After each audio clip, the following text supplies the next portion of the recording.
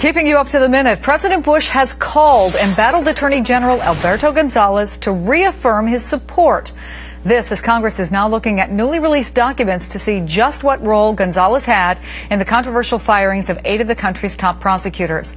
NBC's Kelly O'Donnell is live at the White House, and we got word of this call, Kelly, shortly after there were some widespread reports that the White House was already looking at possible replacements. Do we know what was involved in this call? What exactly the president said?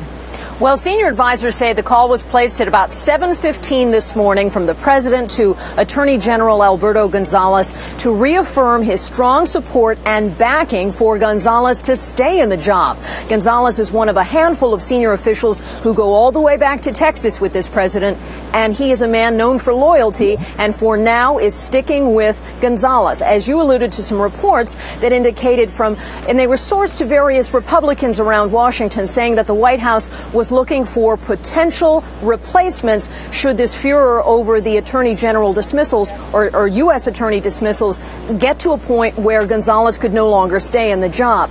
Having talked to a number of officials here at the White House, all of them are trying to knock that report down, saying it's not true, it was overblown.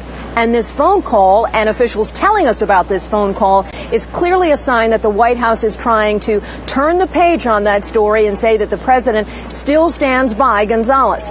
When we spoke to the president about this when we were on the South American tour last week, he did express that he was troubled by what has gone on with this and believes Gonzales has to make it right with Congress.